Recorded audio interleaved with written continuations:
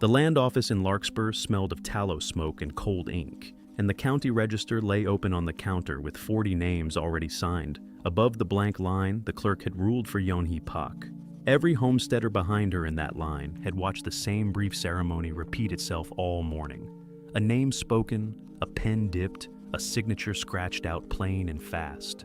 But the room went quiet in a different way the moment the clerk, a narrow, unhurried man named Abel Rourke, turned the register to face her, and set down not the pen, but the small tin of India ink he kept beneath the counter for exactly this purpose. She had spent the whole of the night before at her kitchen table, copying the shape of her own name from her late husband's letters, tracing each letter 40 times by candlelight until her wrist ached, and none of that practice mattered now, because forming a shape alone in lamplight was not the same as making it appear, sure and legible, under the eyes of a room that had already decided what it expected to see.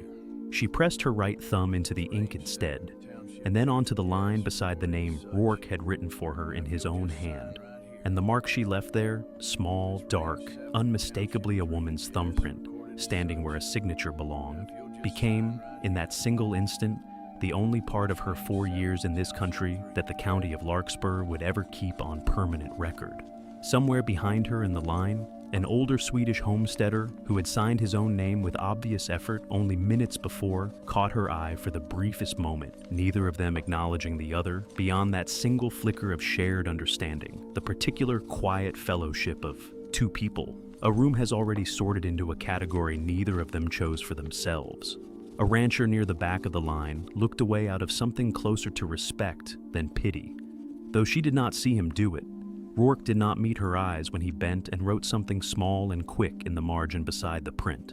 A notation in a clerk's shorthand she could not read and was not offered, and he slid the register back across the counter as though the matter were already finished, already ordinary, already exactly the outcome the whole room had been waiting on since she'd walked through the door. 3 streets over, in the dim warmth of Colter's mercantile, Emmett Colter stood at the counter with a short list of ranch supplies in one hand and, tucked beneath his arm without comment, a new McGuffey primer bound in stiff blue board that he had not asked the storekeeper to wrap or set aside quietly the way a man does with something he'd rather not explain. Old Gantry behind the counter raised an eyebrow at the sight of it, since Emmett Colter had no children of his own and no schoolteacher sister visiting from the east that anyone in Larkspur had heard tell of. And he asked, mild and probing in the way small-town storekeepers always were, whether the primer was meant as a gift for someone in particular. Emmett only set 2 silver coins on the counter and said that a man ought to be allowed to buy a book without the whole county drawing up a theory about it, which was answer enough to make Gantry laugh once, low, and let the matter drop. The way a man learns to let things drop around Emmett Colter, who was known through 3 counties for saying very little and meaning most of what he did say. He had heard, the way news traveled through a cattle town faster than weather, that the widow Pak had gone to the land office that morning to file on her husband's claim in her own name, a right the law allowed her. But that half of Larkspur had already begun muttering she would never manage to hold on to without a man's name beside hers on the paper. He had heard too, though he gave no outward sign of it while Gantry rang up his order, the particular detail that traveled fastest of all in a town that prized a signature above almost anything else a person could offer as proof of themselves, that she had been made to press her bare thumb into the register in front of half the county. He did not know yet, standing there with the primer under his arm and the cold outside the window, already thickening toward evening, exactly what he meant to do about any of that. He only knew, with the plain, unshowy certainty that governed most of his decisions, that he intended to do something. She had not always been the widow Pak, counting coins alone at a mercantile counter, 3 streets from where her thumbprint now sat, drying in a county register. 4 years before, she had been Yeonhee, a shipping merchant's youngest daughter in Busan, looking at a photograph of a broad-shouldered Korean laborer named Jiho Pak, who had gone to America to lay track and later to raise cattle, and who had written to a matchmaker for a picture bride the way dozens of men in his position did, hoping for a wife willing to cross an ocean toward a life neither of them could fully picture from a photograph and a letter. She remembered the crossing more clearly than she remembered her own wedding, remembered standing on the deck, rehearsing the handful of English words Jiho had taught her by post, house, water, thank you, wife, long before she understood that none of those words would be enough to carry her through a county that measured a person's worth, partly by the confidence of their signature. Jiho had been patient and steady in the 2 years they built the claim together on Willow Creek, teaching her cattle and weather, and the shape of the land itself far more thoroughly than he had ever taught her its letters, perhaps assuming, as most husbands did, that there would always be time enough later for that particular lesson. He himself read slowly and without much confidence, having learned his letters secondhand from a railroad foreman who valued arithmetic far more than penmanship.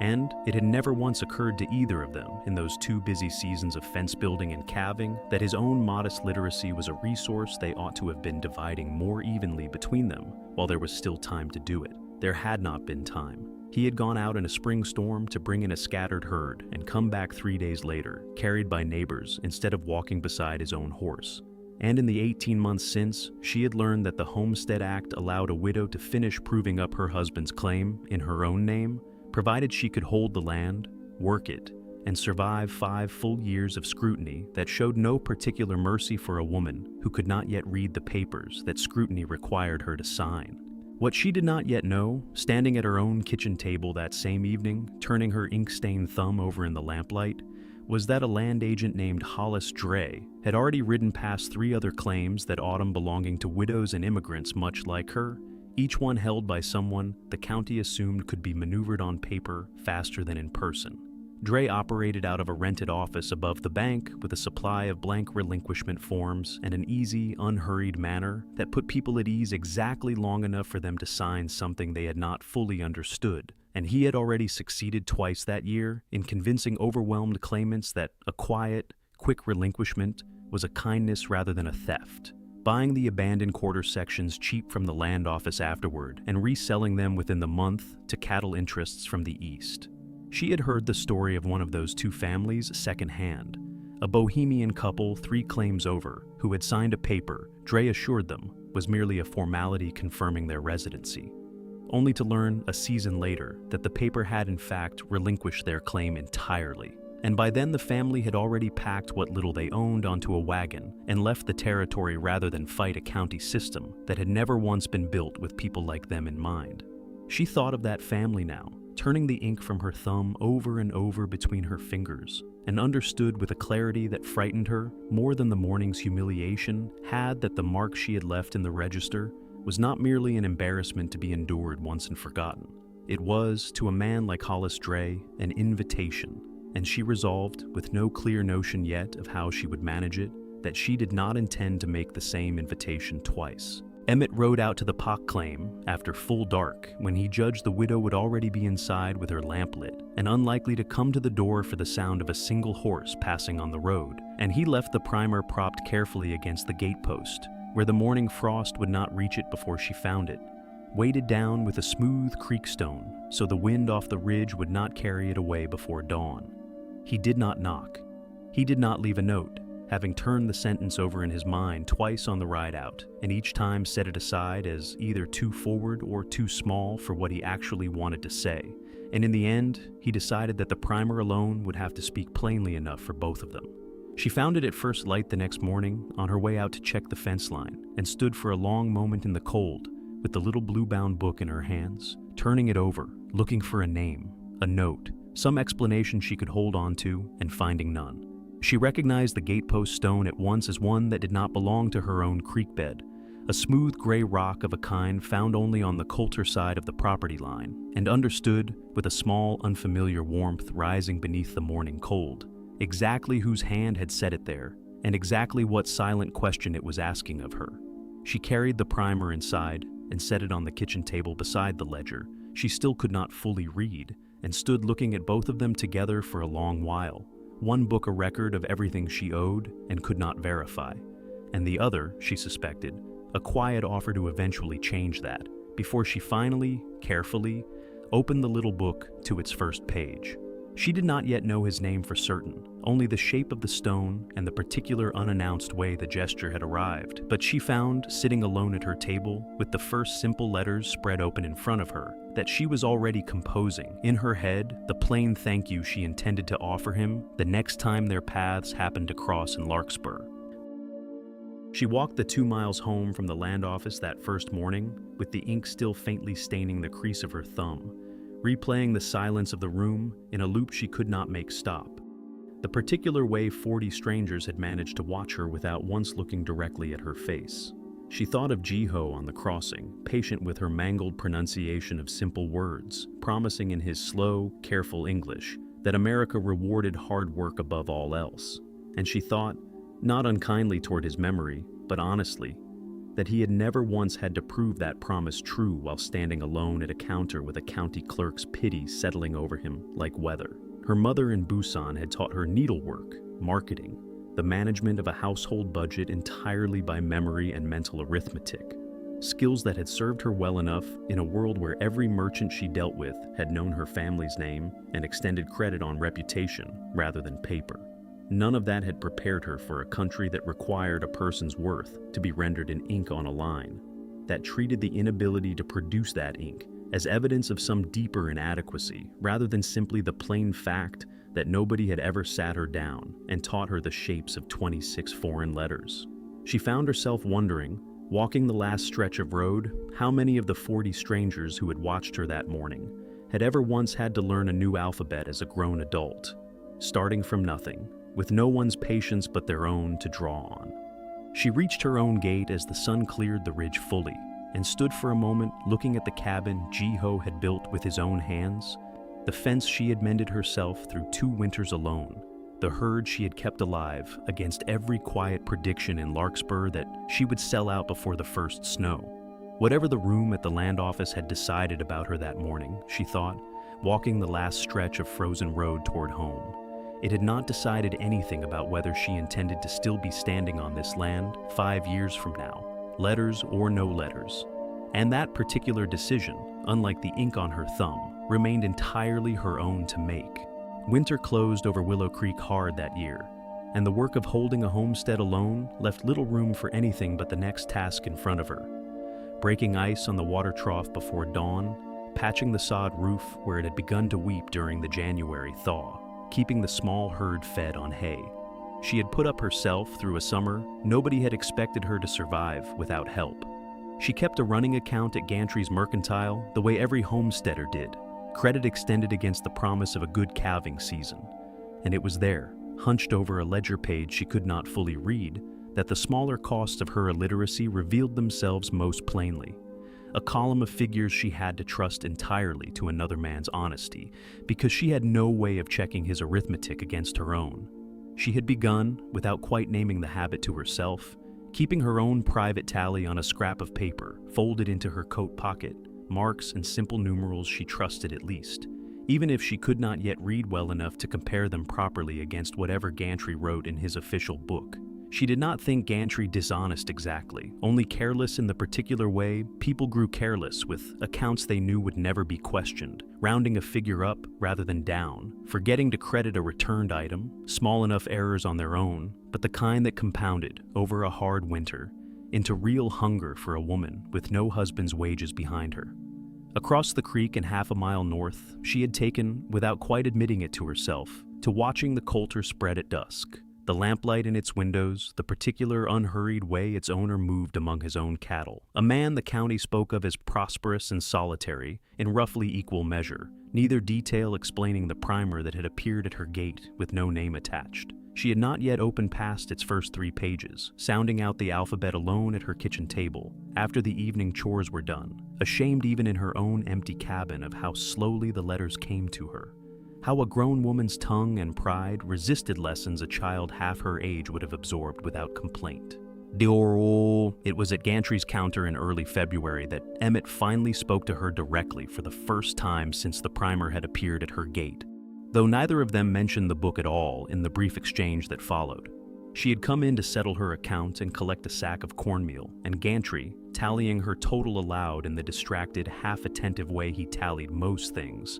arrived at a figure that struck Emmett, standing nearby examining a coil of fence wire, as roughly $1 higher than it ought to have been for what sat in her basket. He said nothing about her, and nothing about the arithmetic in front of her either, only observed, mild and unhurried, that he believed Gantry had charged him for a spool of wire the week before, that he'd never actually taken off the shelf, and wondered aloud whether the store's tally book mightn't want a second look generally, an observation aimed carefully enough at the store's own habits that it required no response at all from her, and drew no attention to the fact that she herself had no way of catching the error on her own. It was, she would understand only much later, a particular skill of his, solving a problem quietly enough that the person it helped never had to feel the weight of having needed the help in the first place. A skill she suspected he had spent a great many years practicing on people who would never think to thank him for it. Gantry, mildly embarrassed, recalculated, found his mistake, and adjusted her total without ever quite realizing whose benefit the correction had actually served.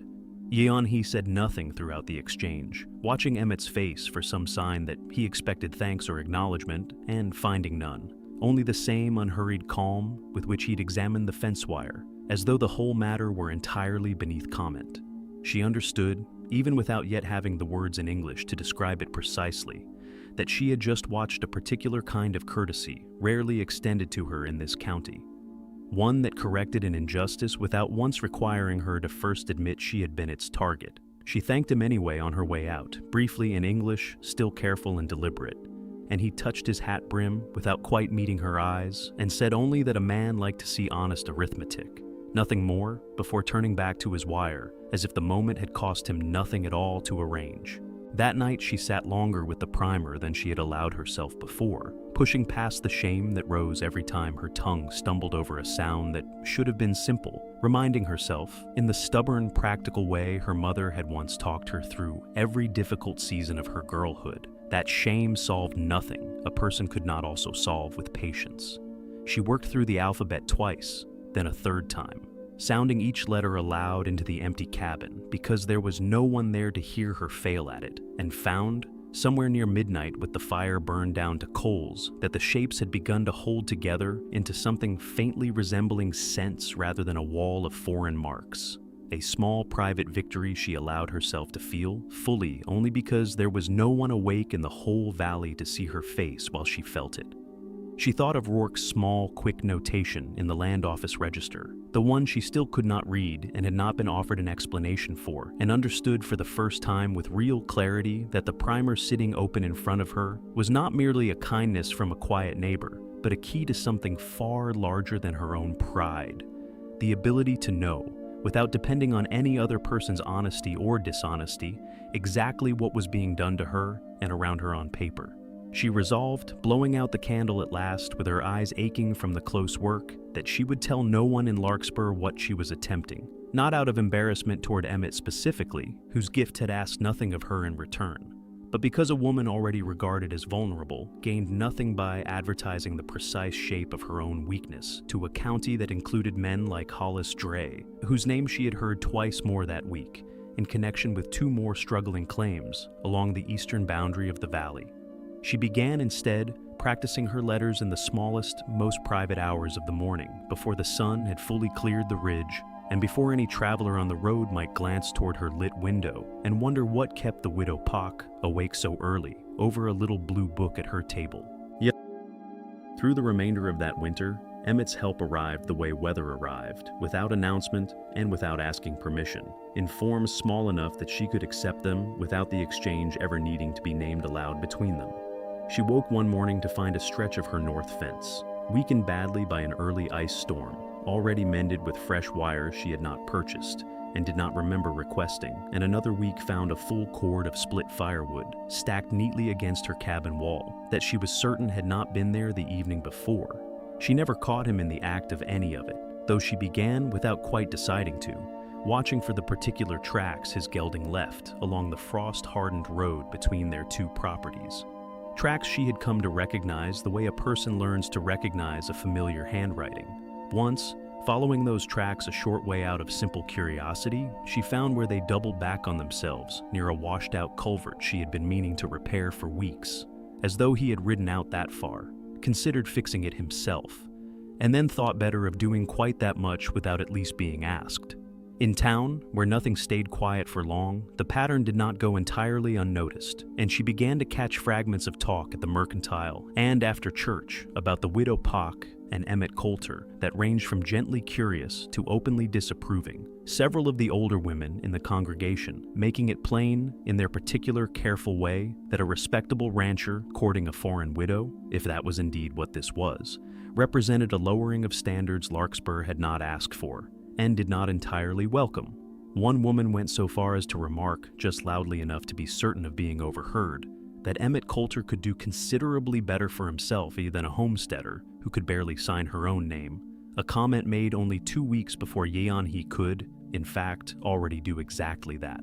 Yeonhee absorbed the talk without much visible reaction, having grown practiced over 4 years at letting Larkspur's opinions of her pass through the room without settling anywhere permanent, though she noticed, with some private surprise, that the gossip bothered her considerably less on Emmett's behalf than it might once have bothered her on her own. It was Yeonhee herself who finally asked him to sit with her properly, catching him one afternoon in March as he rode past on some invented errand along the boundary road, calling out before her nerve could fail her that she had gotten as far into the primer as she could manage alone, and had begun making mistakes she could not identify well enough to correct herself. Emmett dismounted without hesitation, tied his gelding to her gatepost, and followed her inside to the kitchen table, where the little blue book now sat permanently open beside her ledger, and for the first time since the primer had appeared at her gate, the two of them addressed the matter directly rather than through wire and firewood and careful silences. He was not, he admitted, turning a page slowly to show her, any kind of natural teacher, having learned his own letters late and hard from a traveling preacher's wife the winter he turned 11. But he was patient in a way that suited her better than a practiced teacher's Polish might have, willing to sit with a single stubborn letter for a full quarter hour without once making her feel. The lesson's slowness reflected badly on her. They worked through simple words that evening: house, water, fence, name, and when she finally traced her own first name correctly across a scrap of paper, without needing to copy it from Jiho's old letters, her hand steady where it had trembled at the land office counter weeks before, Emmett said nothing at all, only looked at the page for a long, quiet moment before nodding once, as though she had confirmed something he had already believed true about her, long before either primer or fence wire had entered into it. They fell into a rhythm after that first proper evening, 2 nights a week becoming 3 without either of them formally arranging it, the primer's early pages growing soft at the corners from handling, while the harder words waited patiently further in.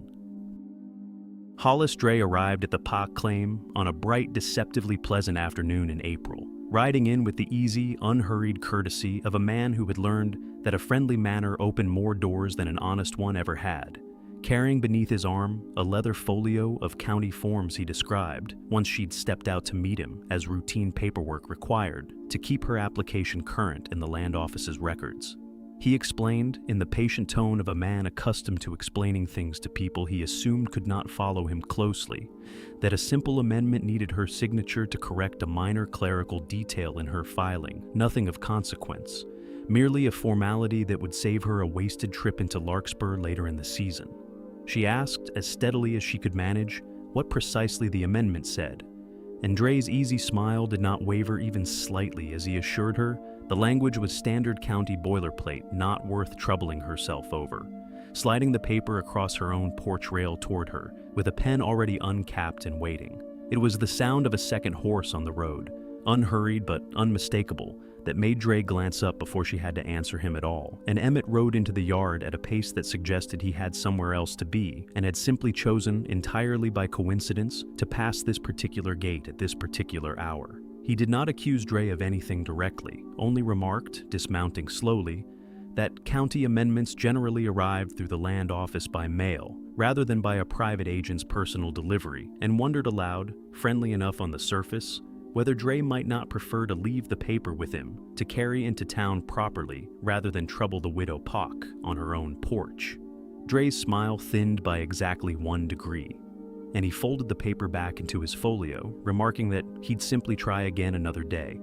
and rode off without once looking back toward the woman whose signature he had come so close to obtaining. Yeonhee stood on her own porch for a long while, after both riders had gone their separate directions, her pulse still unsteady, turning over the plain, unsettling fact that a stranger with an uncapped pen had very nearly talked her into signing away something she did not yet have the words to properly understand. Word of Dre's visit and its interruption moved through Larkspur inside of 2 days, arriving at the mercantile and the church social alike in a version considerably less flattering to Yanhi than the truth deserved, since Dre himself had made certain, in his own quiet, unhurried way, to plant the suggestion that the widow Pak had proven difficult and ungrateful toward a county agent simply trying to assist her with routine paperwork. She felt the shift most sharply at the following Sunday's social, where several of the women who had merely tolerated her presence before now offered a colder, more pointed variety of politeness.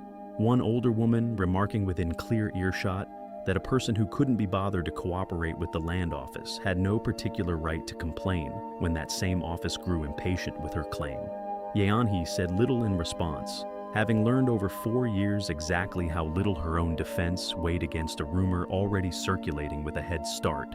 and instead spent the walk home, turning the encounter over with a clearer mind than the raw humiliation of the land office counter had once allowed her. Recognizing now, with the small vocabulary of legal terms, Emmett had begun teaching her alongside ordinary words, that what Dre had attempted to obtain her signature on had very likely not been any harmless amendment at all. She returned to the primer with a new, sharper urgency that evening, no longer working simply toward the private satisfaction of literacy for its own sake, but toward a specific practical goal she named to herself plainly for the first time. She intended to be able to read, unaided, whatever paper any man ever again slid across her porch rail asking for her signature, and she intended to manage it before Hollis Dre found occasion to try a second time. She said as much to Emmett at their next lesson, and he did not try to soften the size of the task in front of her, only agreed plainly that it was exactly the right goal to be working toward, and moved the following week's reading further ahead into the primer than either of them had originally planned.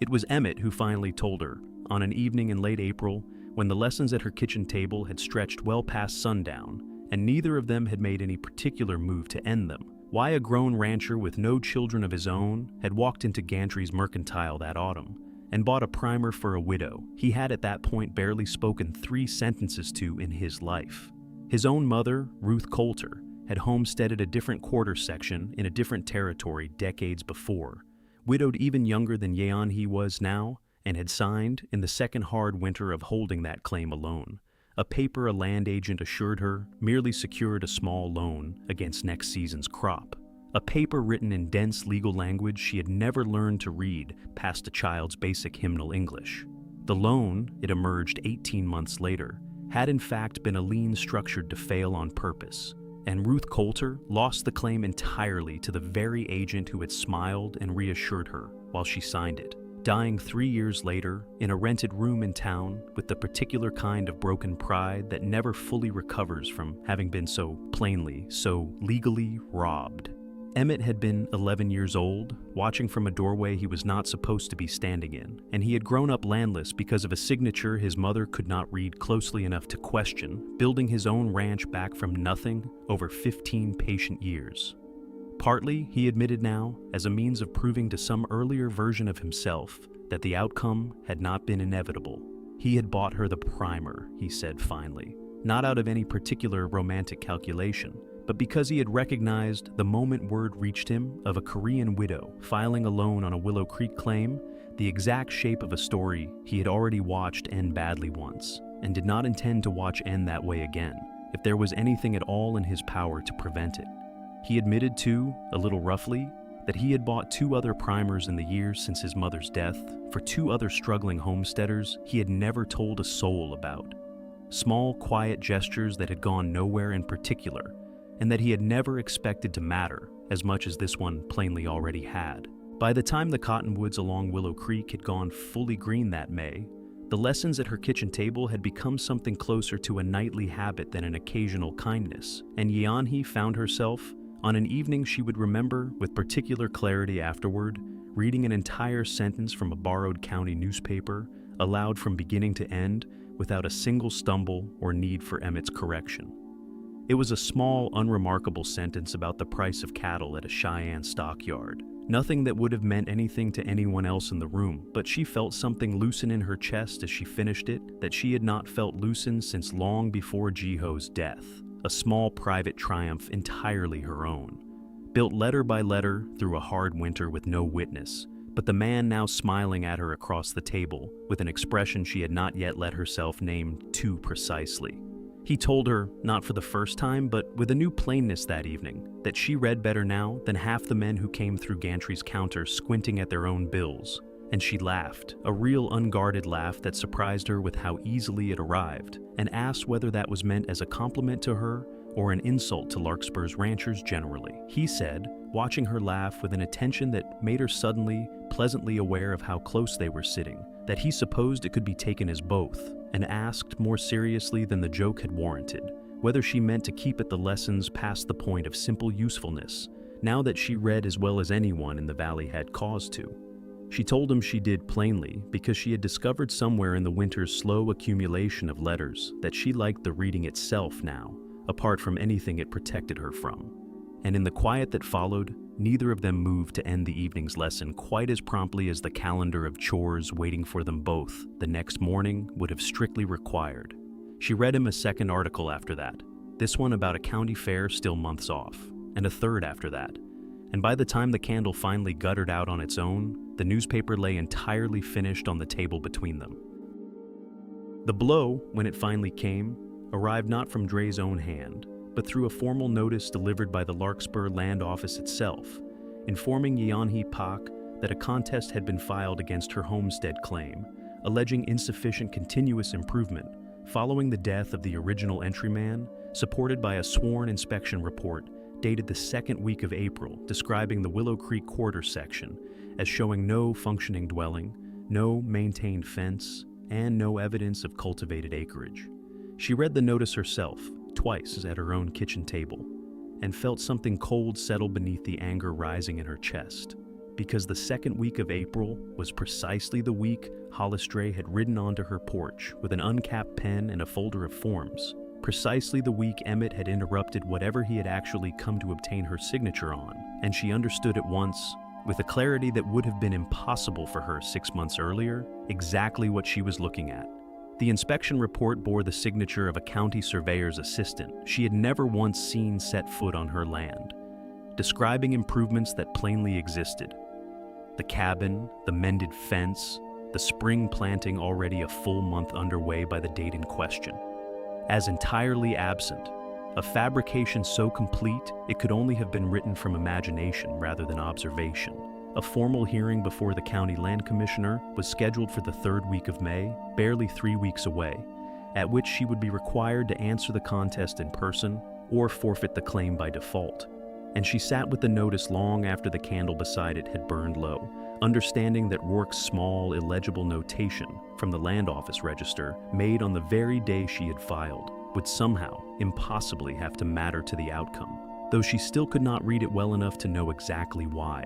She resolved before the candle finally went out that she would ask Emmett to help her request a copy of that register page from the county clerk's office at the very first opportunity, whatever the small notation turned out to say. Emmett rode over within the hour of receiving her message, carried by the same boy who ran errands for half the ranches along the creek road, and stayed long past what either of them would have called a proper visiting hour, poring over the contest notice with her at the kitchen table, until the candle had to be replaced twice. He confirmed what she had already begun to suspect on her own, that the fabricated inspection date placed Dre's supposed survey in the exact week of his failed visit to her porch. Evidence he agreed was damning, but circumstantial enough that a hostile commissioner could still wave it aside without more direct proof of the fraud itself. They worked past midnight, compiling what evidence they could gather on short notice. Emmett's own account of interrupting Dre's visit, a neighbor who could testify to the fence's condition throughout April, the planted spring acreage itself as living proof against the report's claims. And when at last there was nothing more productive left to do that night, a quiet settled over the cabin that neither of them rushed to fill with further talk. He told her, watching the candle rather than her face, that whatever the commissioner decided in 3 weeks' time, he did not intend that decision to change what he felt about the improbable, stubborn, entirely admirable way she had rebuilt her own life twice now on this creek, once after Jiho, and once, quietly, this past winter, with nothing but a borrowed primer and her own considerable will. She reached across the table and set her hand over his the way she had once seen it done in a memory that was not quite her own, and told him, in English that had grown steady enough now to carry exactly the weight she intended, that she meant to fight this contest, not because she needed anyone's permission to keep her home, but because she had finally learned enough to make certain no one could take it from her on paper again. Before he left near dawn, they agreed that he would ride into Larkspur first thing to request, formally and in writing, a certified copy of her original filing page, register notation included, to have firmly in hand well before the commissioner's hearing began. The county commissioner's hearing convened in the same Grange Hall that hosted every gathering of consequence in Larkspur, and the benches filled well past their usual Sunday capacity, drawn less by any deep investment in a widow's homestead claim than by the promise of watching Hollis Dray,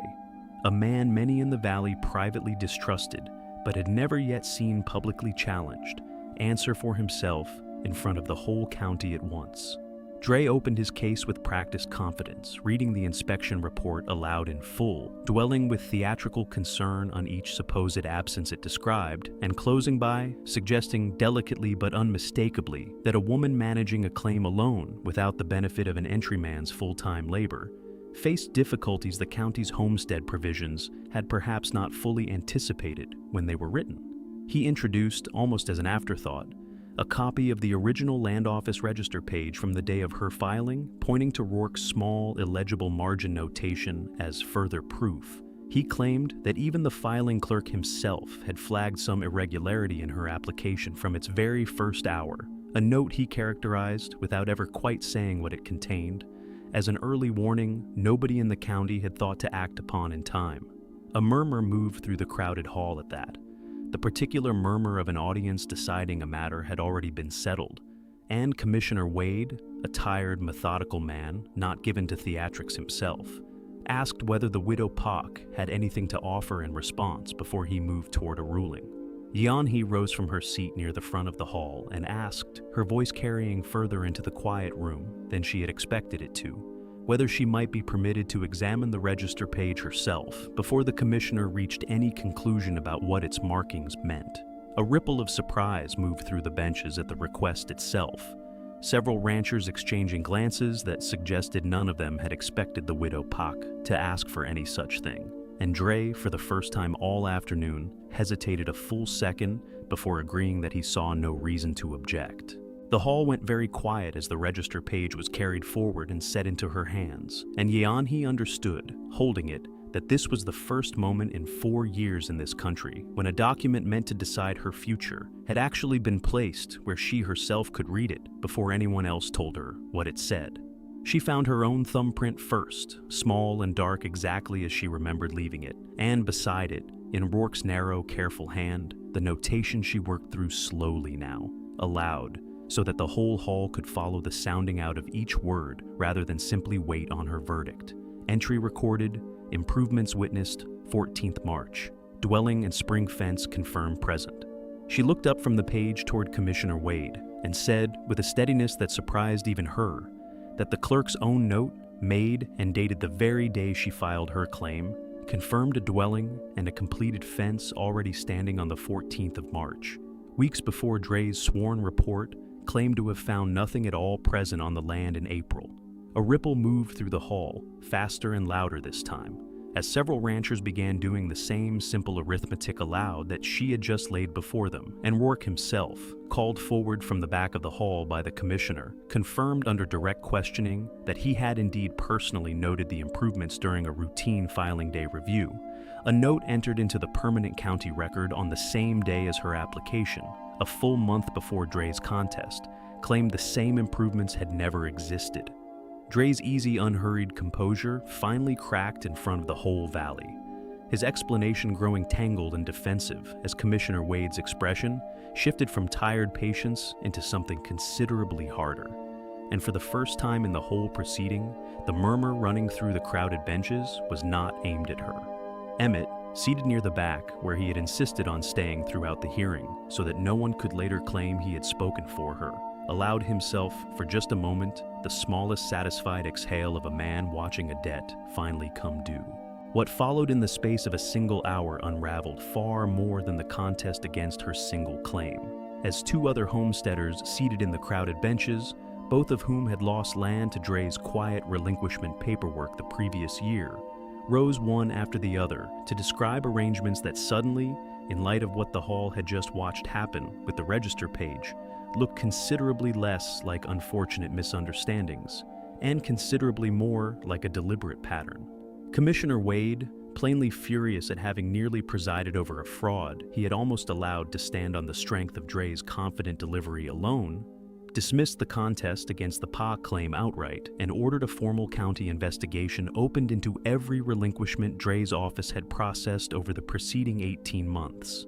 A scope of inquiry that would, within the following months, cost Dre his license, his rented office above the bank, and very nearly his liberty besides. He left the Grange Hall alone that afternoon, trailed by none of the easy confidence he had walked in with, past a gauntlet of ranchers who had once tipped their hats to him out of simple respect for his position, and now would not meet his eyes at all, the particular cold finality small communities reserved for a man caught doing precisely the thing he had spent a year quietly getting away with.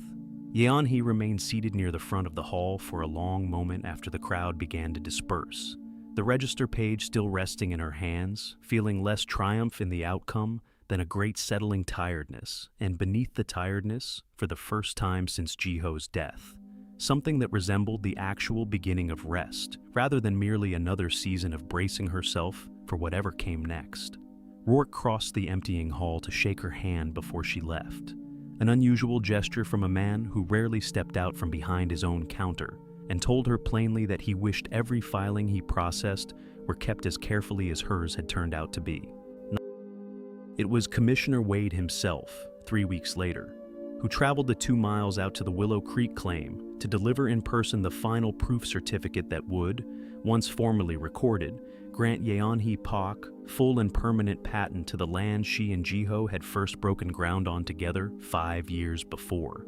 A courtesy Wade explained plainly he felt the county owed her after how near it had come to letting Dre's fraud stand unchallenged. He spread the certificate across her own kitchen table, the same table where a borrowed primer had once sat beside a ledger she could not read, and indicated, with none of Rourke's brisk indifference from months before, the blank line where her signature was required to complete the record. Yeonhee took up the pen Wade offered her,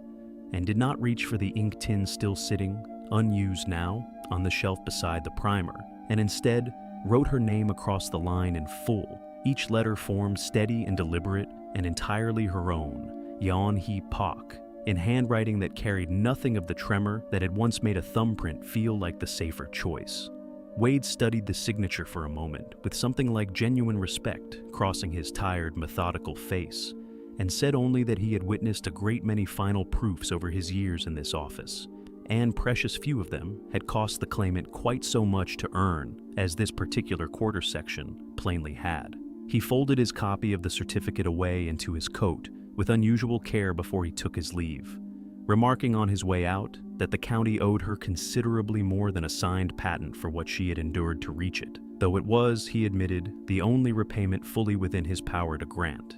Emmett, standing quietly near the doorway where he had positioned himself throughout the brief ceremony without once stepping forward to claim any part of the moment as his own, watched her set down the pen at last and press her own hand flat against the dried ink for a long moment, as if confirming to herself, more than to Wade or to the county record, that the name now written there in her own steady hand was going to hold. Word of the ruling and of the certificate signed in her own hand moved through Larkspur with considerably more speed and considerably more warmth than any rumor Dre had ever managed to circulate against her, and she found, in the weeks that followed, that the county's manner toward her had shifted in the particular, slow, half-embarrassed way small communities shift when they realize they misjudge someone plainly and publicly. Gantry began greeting her by name rather than by careful circumlocution,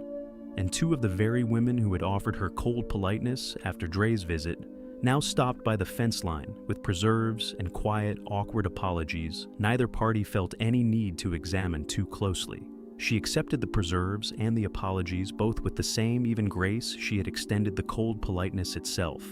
having decided somewhere in the weeks after the hearing that holding a grudge against a whole county cost more than it returned, and that there was more use in the valley's new goodwill than in nursing old resentment against it. Emmett's visits, no longer requiring the cover of invented errands along the boundary road, settled into a steady, unhurried rhythm that the whole valley now watched with open approval rather than disapproval. And on an evening in late June, sitting together on her porch step with the primer, now soft-cornered and well-worn from half a year of use, resting between them, he asked her plainly, without any of the careful indirection that had governed nearly everything he'd done since the night he first left it at her gate, whether she would consider building a life alongside his rather than merely across the creek from it. She did not answer immediately, taking the small worn book into her own hands first and turning it over the way she had turned it over that first frosted morning at the gatepost, before telling him that she intended to keep this particular primer for the rest of her life regardless of his answer, and that yes, she would very much consider it, provided he understood. She came to any such arrangement now as a woman who read her own contracts and intended to keep doing so for as long as either of them lived. Emmett laughed then, a full open laugh she had rarely heard from him, and said he would not have it any other way, and would in fact insist on it, having learned firsthand exactly what could go wrong for a household when only one party in it could read what the other had signed.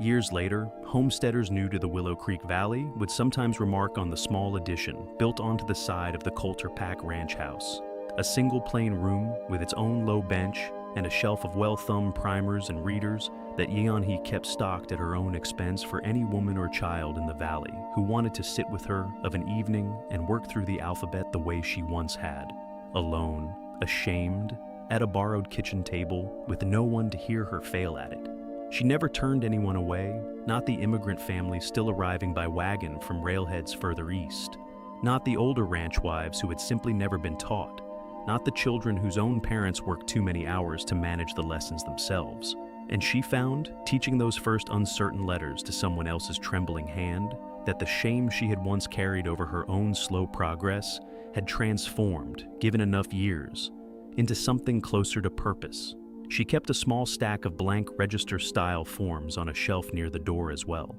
insisting that every pupil old enough to understand why practice signing their own full name in ink before they ever left her table, so that no one who passed through that small room would ever again have to reach first for their own thumb. Emmett still kept the original creek stone from her gatepost on a shelf near the door, worn smooth now by 6 years of handling, a small unspoken monument to the night he'd left a primer in the frost and ridden home without a word, and Rourke's old land office register. The very page bearing her thumbprint and his small saving notation hung framed in the schoolroom, now beside her signature from the final proof certificate, 2 marks from the same woman's hand, 5 years apart, offered to every new pupil as proof of exactly how far a person could travel between one and the other, provided someone, somewhere along the road, was willing to leave a primer at a gate and say nothing at all about why. If there is a single thing worth carrying forward from Yeonhee Pak's long fight to hold her own name on her own land, it is that dignity earned through hard, patient work outlasts every humiliation built to convince a person she does not deserve it. So, tell me in the comments which part of her story stayed with you longest. And if you want more stories like Yeonhee and Emmett's, make sure you subscribe, because there are more women out there like her whose names deserve to be written the way she finally wrote her own.